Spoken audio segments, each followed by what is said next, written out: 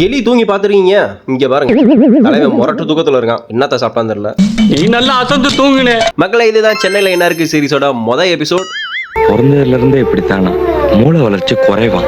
வெளியில போய் ரொம்ப நாள் ஆச்சு. சரி, இந்த வீக்கெண்ட் எங்கேயாவது ஃபேமிலியோட வெளியில போலான்னு சொல்லிட்டு தேடிட்டு இருக்கும்போது நாங்க இந்த இடத்த கண்டுபிடிச்சோம். ஒரு பர்சனுக்கு 300 ரூபா சார்ஜ் பண்ணாங்க. ஆனா ஹாஸ்டேஜுக்கு ஃபுட் கொடுக்கணும் மட்டும் தனியா 20 ரூபா கொடுத்து வாங்கணும்னு சொல்லிட்டாங்க. சரி, 20 ரூபா கொடுத்துட்டு அதுக்கான சாப்பாடு வாங்கிட்டு போய் ஃபீட் பண்ண ஆரம்பிச்சிட்டோம். ஃபீட் பண்ணிட்டு அப்படியே லெஃப்ட்ல திரும்பினா நம்ம மாஸ்டர் படத்துல நடிச்ச பூனையோட சித்தப்பா இங்க இருந்தாப்ல.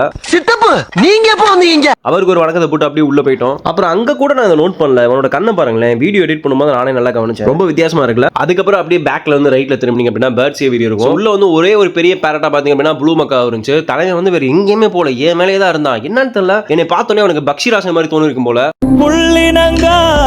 போவே மாட்டேன், அடம் முடிச்சிட்டான். சரி, வீட்டுக்கு தூக்கிட்டு போனா கேஸ் போட்டுருவாங்கன்னு சொல்லிட்டு வேற வழி இல்லாம இறக்கி விட்டு வந்துட்டேன். இதுக்கப்புறம் வர போற இடம் தான் ரொம்ப த்ரில்லிங்கான இடம். அதாவது நீங்க இந்த பள்ளி பூச்சி இதெல்லாம் பார்த்து அயர்வுப்படக்கூடிய ஆளாவோ இல்ல பயப்படக்கூடிய ஆளாவோ இருந்தீங்க அப்படின்னா அது எல்லாமே இங்க இருக்கும். ஃபர்ஸ்ட் ஒரு மாதிரி பயமா தான் இருந்துச்சு, அதுக்கப்புறம் அப்படியே பழகிருச்சு.